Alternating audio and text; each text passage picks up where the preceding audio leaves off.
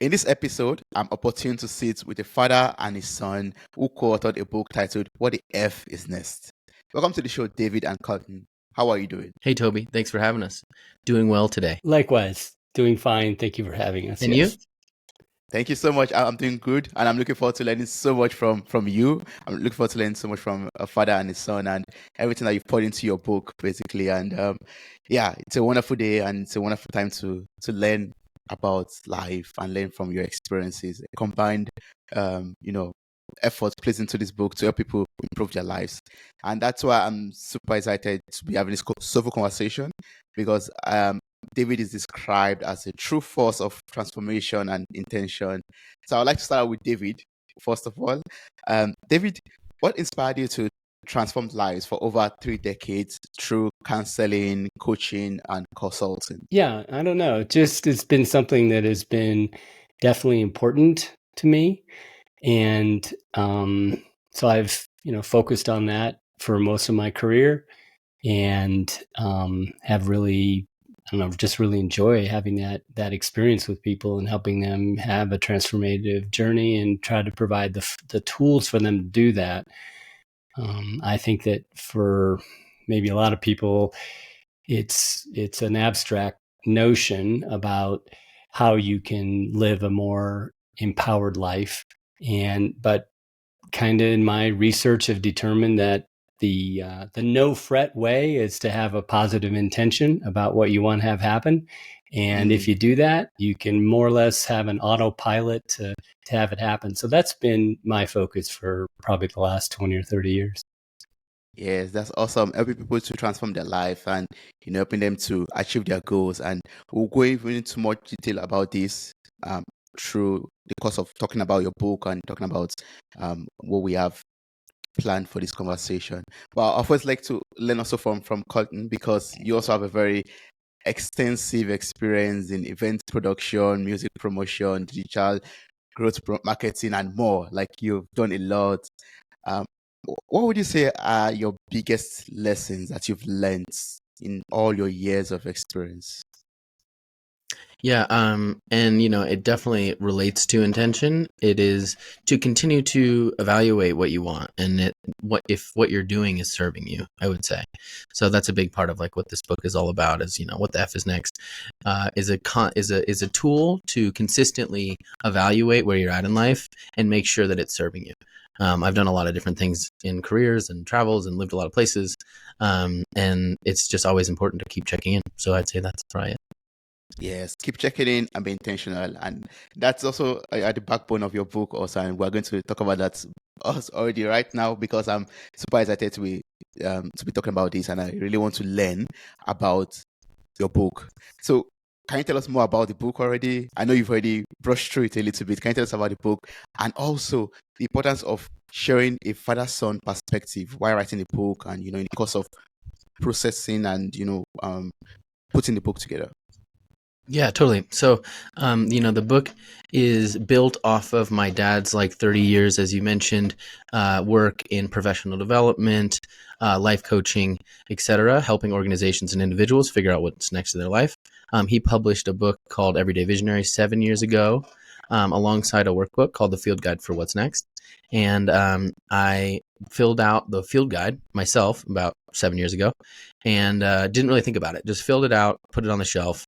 And then I came back to it. I found it in the closet or something, and I was reading it, and I found that my intention in the book was very clear, that I wanted to travel the world and learn how to surf. And I was sitting there, and I'd just gotten back from a 2-year trip around the world where I just learned how to surf. So I was like, oh my God, there's really something to this. Wow, let's use this again. So I pulled out another version of the field guide and filled it out, and it was very clear that my intention was that I wanted to work at Google. That was the next thing that I needed to do in my career. So I applied to Google a bunch of times, but I didn't hear back. But I had created this intention, and I had the opportunity to move to California, to Santa Cruz, which is much closer to Google in the Silicon Valley. And when I moved out there, I was reached out to by a recruiter pretty much right away. So I kind of had created this, low, overall intention, was trying to do it, but it was because I kind of knew deep down that I should probably make this move to get me closer, because I checked in on this, that I got the job at Google, and I've been there now for 5 years. So that those two really powerful things in my life showed that it definitely works. And so it was about 2 years ago. We were fly fishing and we were talking about intention and talking about the book and how it could potentially be fun to work together on a new manifestation of the book that's a little bit more modernized, a little bit dives deeper into the research that goes into the process itself and explains kind of our story. And like you mentioned at the end, kind of, how our father-son perspective is, kind of unique in that I can look at my life, in my 30s and have accomplished some things, but there's a lot of things that I still want. And I'm still using this process and I'm still trying to find things where he has used this process a lot and gotten a lot of things out of his life that he wants. So we kind of come at it from both angles. And I think that gives us this kind of unique perspective to speak to anybody about what they want is next. Yes, thank you so much for sharing that. And I'd like David to answer this because you've experienced a lot in life, and also Colton, also you've experienced a lot from traveling around the world and doing all the things you've done, and also I would say, well, I say manifesting, working at Google into your life and all of that. But David, from your decades and decades of experience and helping other people out there across different areas of life, how can we determine what is next? Even after achieving a lot in our lives, how can we determine, oh, this is the next thing for me to do? That's a good question, Toby. Yeah, and it really, I don't know, it kind of runs back on the question of intention, because really the life I'm living now is the life that I have intended for all those decades. So all the time I'm tweaking that and making things differently. But for the most part, I have tried to design a life, and pretty much it's worked out that way, such that I am living the life I most desire pretty much moment to moment. And so I will end up right now doing more of what I've wanted to do for the last 30 years. And so I think that I'm hoping that's an encouragement to others, that it isn't like I have a huge what I have to do, what's next.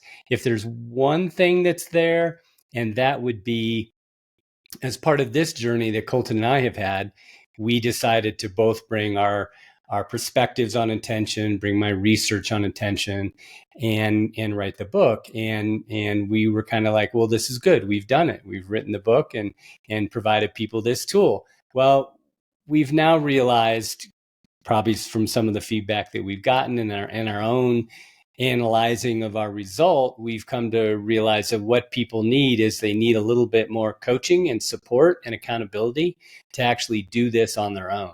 And so Colton and I right now have designed, we're going to take our process that is in the book. You can totally do it now, right, by yourself. But we have now a course, and we're actually going to offer that course to your listeners if they buy our book.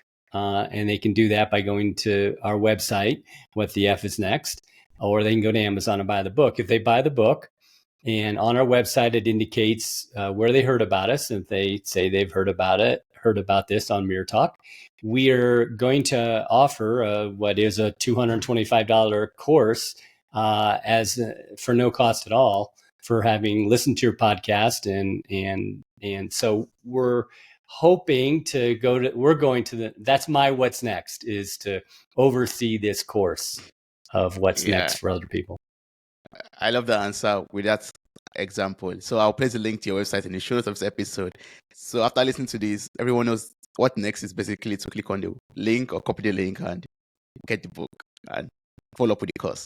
And that also helps us in life, basically, right? Like setting intention, and from what we are doing right now, the actions we're taking right now, observing it and knowing what next to do, basically, it comes up from the old practice of setting intention and being present and being aware of what we are doing at the moment. But yeah, I think that's going to lead me to my next question. I don't know which one of you would like to answer this, but what do we need to do to get what we really want, and what do we need to do to build the life that we really want for ourselves? Yeah, I think it is kind of twofold. One, I guess like the basis of us not getting what we want is I find that we get distracted pretty easily. And that's never been more distracting of a society with our, with social media and with internet and with the ability to kind of see all of these different opportunities and lives that you could live. So that's just kind of, the baseline. Like, it's not easy and there is lots of distractions. I think the first part that happens is we don't often check in, like I said, enough on what we really want. If you really look at it, probably the last time you were asked what you wanted to be when you grow up was as a child, right? Do you want to be an astronaut? You want to be a race car driver, something like that. And now, if you're an adult, you haven't done that already, your kind of vision for what you really want in life is not very accurate. Like, you haven't really honed this skill because you're like, oh, well, I asked to be an astronaut. Now I'm not that. So I can't really manifest things now. So it's very important to reevaluate where you are in life. And that's what I've been doing. And that's what I think is most important to being successful, is analyze where you are and the things that you have in your life right now, the change that you can make right now to like an actually awesome new kind of manifestation for yourself to get what you really want. Yes. Always analyze who you are, what you are doing right now. Yeah, I like that. Yeah. And I think that also would mean that we have to go on this journey of discovering who we truly are, right? So if there's someone out there who wants to know who he or she truly is, what can he or she do to discover his true self or our true self?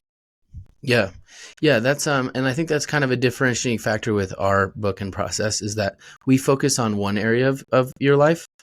We try and focus in on one thing, because to find your life purpose or your life meaning, I personally think it takes a plethora of things, right? It takes experiences, it takes relationships, it takes traveling, it takes doing mindfulness practice, those kind of things. There's not one really magic bullet for the entire life's purpose. So, that one is a little bit more of a mix. And I think kind of everybody is on their own journey for that and should find their own mix of things, whether it's spirituality as well as mindfulness and exercise and health and everything. But our process, focuses in on just that one area of your life that you can feel bubbling inside of you that you need to make a change on, whether it's your relationship or your career or something like that. So yeah, we target just one area. But I encourage people to just try lots of things. Yeah, look for the area of I your think life what holds people back a lot of times, Toby, from then doing that is there's a fear of change, and that's another, I think, important part of the process that we do. We built in, it's a scientific concept called appreciative inquiry, and so what it does is it really, as Colton's talked about already, it helps a person connect to the best of who they are, not just their own internal, oh, I've done this well, but the questions that we ask through the process helps people to get feedback from other people about what they have seen that I have done well. And so with that grounding of knowing that, it just makes it a lot easier. People will find they don't have to make a significant change. They just need to continue to do the best things that they want in the direction of where they want to go.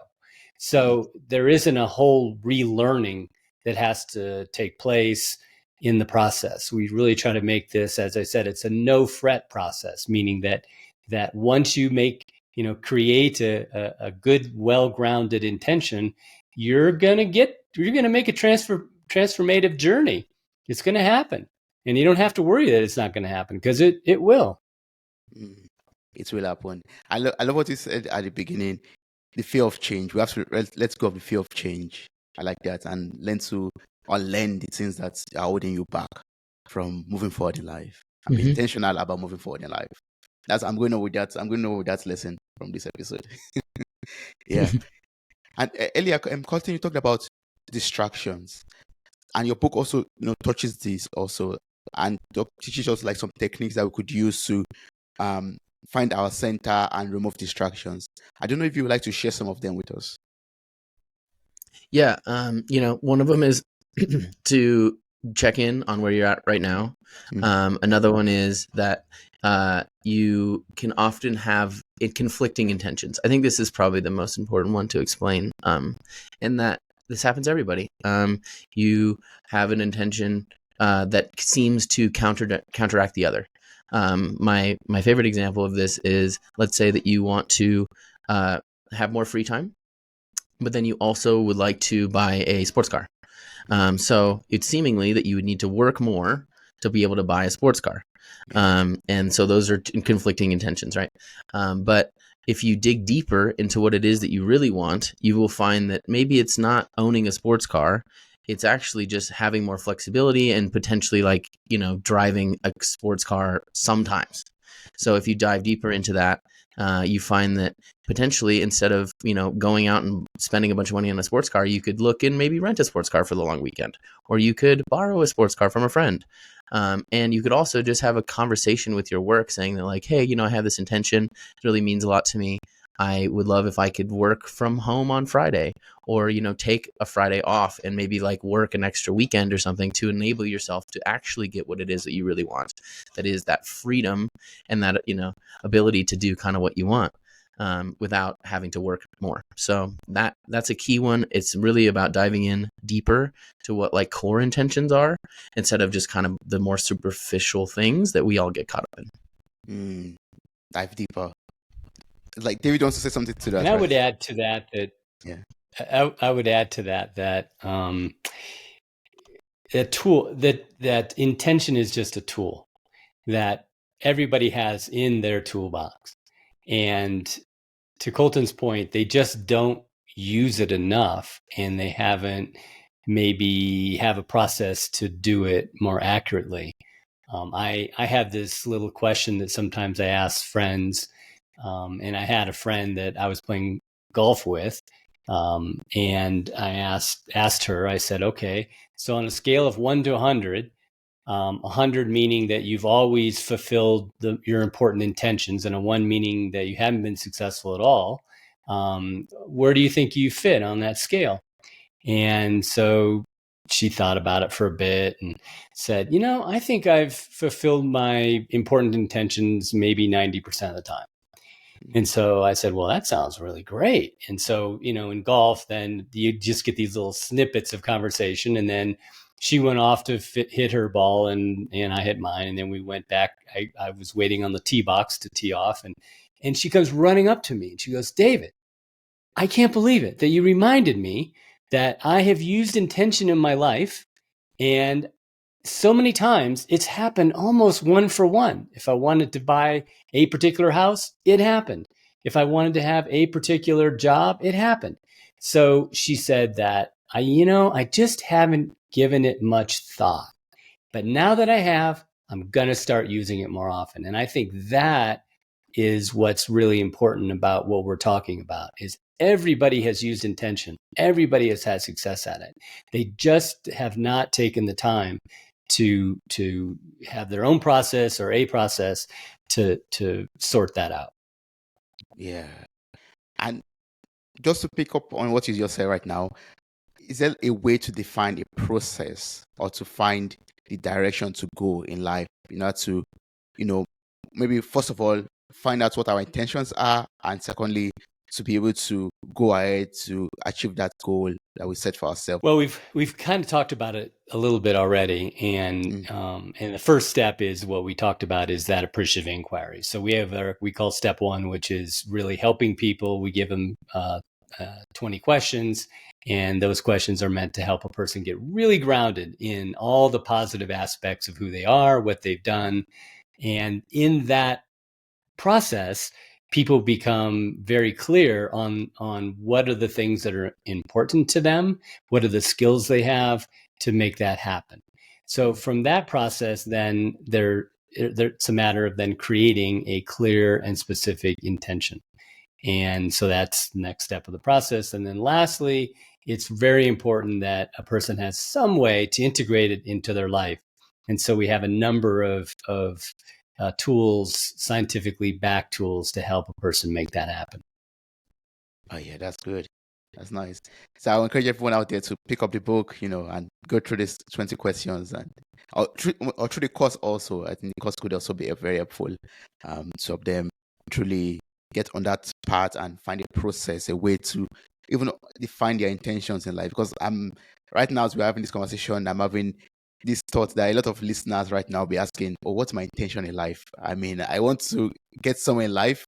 I know I want to achieve something in life, but how can I be intentional about actually going towards achieving my goals, or chasing my goals or my dreams in life.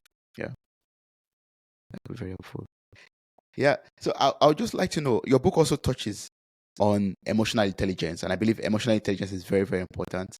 So I'd like you to educate me on emotional intelligence and how we could use this to know what the F is next in our life. Yeah. Emotional intelligence takes a lot of different pieces to it, right? It has a lot to do with kind of where you're at in the current time of your life, I think, and your upbringing and how things are going. The biggest thing that has worked for me in that regard is like a spirituality practice, breathwork practice, to just kind of slow down and be more present, right? To what your thoughts are, your emotions are, what's your interactions are. So that is what works for me. And I also listened to your podcast, recent one about breath, and I really liked that and all of your thoughts and feelings about using breath and thinking about breath. So that is, the most practical kind of easiest way into, I think, increase your emotional intelligence. But generally it's, definitely it's a journey for sure. Dad, do you have any thoughts about emotional intelligence? Yeah, I do. And probably my story about that is that I felt that I had more anxiety in my life than I needed to have 25, 30 years ago. And I'd even, been in a counseling, master's degree in counseling, and then a counseling degree in psychology. So in my sense, there was something that didn't feel right about my emotional intelligence. And I went and did therapy. And that became my intention, is to use therapy as a way to lower my anxiety and to be more emotionally present with my, at that time, young children, of course, with my wife and the people that are around me. And so for me, I think I created an intention to say, things aren't working. What would it look like if I was different about that? If I was a more, emotionally available parent, father, husband. And as a result of that, that process of therapy for me was incredible. And it changed how I was in all those areas. So I would recommend, if somebody has any of those kind of inklings, they're not feeling as emotionally intelligent as they would like to be, make that their what's next intention for 2024. And certainly we will be happy to help them in the course, if that's their intention, to make it happen. Yes.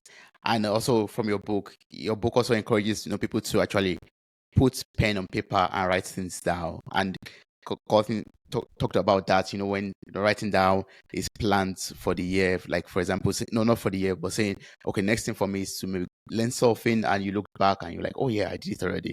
Next thing for me to work at Google, and you look back and like, oh yeah, I worked at Google already. I got that already. So I think also to help with our emotional intelligence, just from what I've learned so far from researching about your book, is to basically also write down our emotions, and write down our priorities, what we want to achieve basically in terms of emotional intelligence too. Yeah. Yeah. Yeah. So I just want to know, like, for a listener out there who is at crossroads currently and does not know what they really want to achieve in life, does not know how to set personal goals, does not know what is next in life, basically it's just going with the flow, going with the it's just going with the easy ride of life, basically. How would you advise such a person? Yeah. Well, I would definitely recommend What the F is Next, a book in process, and taking us up on this free coaching offer. It's going to be a course that is, fully paid for. So it's a great deal. But if you're not interested in that, I would say have real deep conversations. Just talk to people, be open, get it out in the world, whether it's talking about, what you're feeling and what you might want or not want. Or writing it down and sharing it yourself. But just that act of getting it from kind of your subconscious or conscious mind into the world practically via writing or physically via talking is the best bet to get started. Yeah. Yes. And I could add something to that. Okay, I think you're suggesting what do you say to somebody who is feel they're having a good life, they're moving along, everything's fine? Why do they need to create an intention? Is that the question, Toby? Yes. Okay. All right. So I'll use an analogy. I'll call it a grocery store analogy. And I think that everybody can relate to the fact that you've gone to the grocery store without a shopping list. I do it all the time. All the time without a shopping list. And, I walk down the aisles and I have a pretty good sense that I probably got to get some vegetables and I should get some other, good foods into my basket. But then I'm just cruising along without that shopping list. And man, ice cream gets in there pretty easily. Candy bars get in there easily. Snacks get in there. So, and then I get home and I start to unpack it. And of course, Colton's mom, my wife, goes, "Well, David, were these on the list?" No, not so much, but they were just right handy there. Okay. So that's what happens, versus if you really think about, I got to go there and get all these healthy foods. And what are healthy foods going to do for me? Oh, I'm going to feel great a lot more of the time than after I've eaten that half a carton of ice cream. So I think having a clear sense of how you're going through life. And that's, I'll bring in one other thing. Neuroscience has determined that in every moment, in every second, your conscious brain processes 40 environmental stimuli, whereas your unconscious brain is processing 1 million up to 11 million environmental stimulus. So as soon as you walk into that grocery store with a clear intent of the things you want, your subconscious mind is directing you towards those things.